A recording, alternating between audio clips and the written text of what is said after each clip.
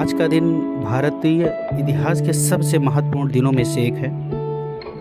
आज हम उस महामानव की जयंती मना रहे हैं जिसने न केवल भारत का संविधान लिखा बल्कि करोड़ों लोगों के जीवन से अंधेरे को मिटाकर उन्हें आत्मसम्मान से जीना सिखाया। जी हाँ, मैं बात कर रहा हूँ भारतीय संविधान के जनक डॉक्टर भीमराव अंबेडकर जी की। आज की इस विशेष वीडियो में हम उनके जन्म से लेकर उनके अपमान, उनके संघर्ष और उनके विश्व विजेता बनने की पूरी कहानी जानेंगे। दोस्तों, अगर आप हमारे चैनल पर नए हैं तो आप हमारे चैनल अंबुज के व्लॉग्स को सब्सक्राइब कर लीजिए, जिससे ऐसी प्रेरणादायक कहानियाँ आपको मिलती रहें। अगर आप बाबा साहब के विचारों का सम्मान करते हैं तो वीडियो को लाइक करें, चैनल को सब्सक्राइब करें। तो दोस्तों, शुरू करते हैं।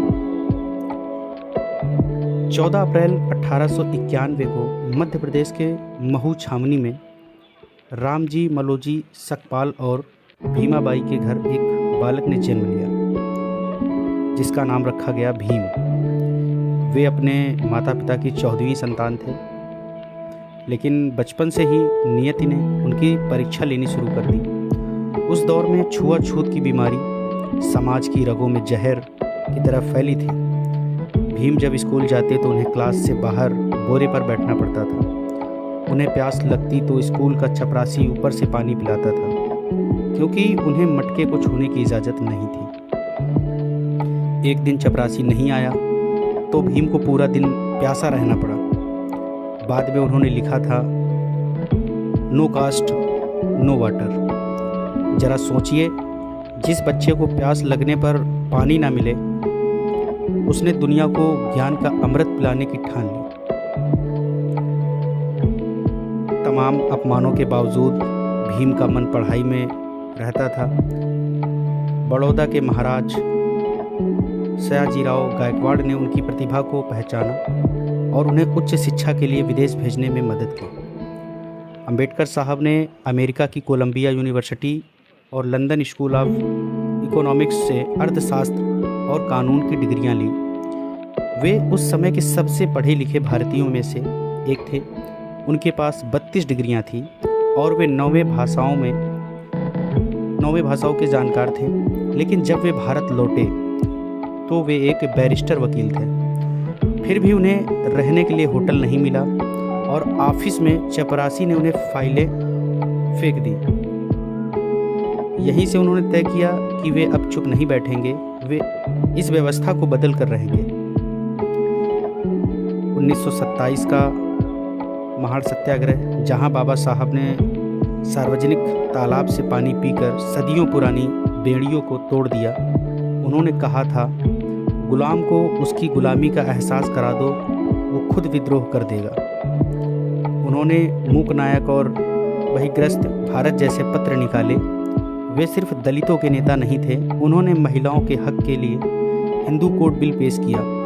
मजदूरों के लिए काम को घंटों को 12 से घटाकर 8 करवाया।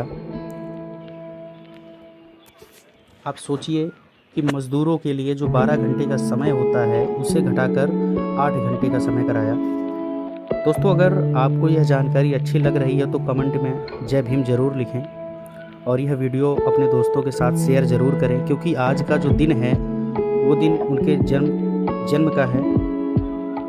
आगे बढ़ते हैं। फिर दौर आया संविधान निर्माण का। भारत आज़ाद हो रहा था और देश को चलाने के लिए एक ऐसे कानून की ज़रूरत थी जो सबको बराबर समझे। बाबा साहेब को प्रारूप समिति का अध्यक्ष बनाया गया। 2 साल 11 महीने और 18 दिन की कड़ी मेहनत के बाद उन्होंने हमें दुनिया का सबसे श्रेष्ठ संविधान दिया। जीवन के अंतिम पड़ाव पर बाबा साहेब ने महसूस किया कि जिस धर्म में उन्हें इंसान नहीं समझा गया, वहाँ वे नहीं रहेंगे।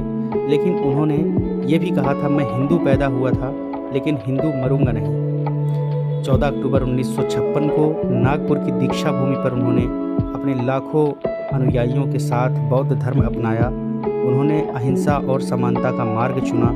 6 दिसंबर 1956 को इस महामानव ने हमेशा के लिए अपनी आंखें बंद कर ली भारत ने अपना सबसे चमकता सितारा खो दिया था, लेकिन उनके विचार आज भी करोड़ों लोगों के दिलों में मशाल की तरह चल रहे हैं।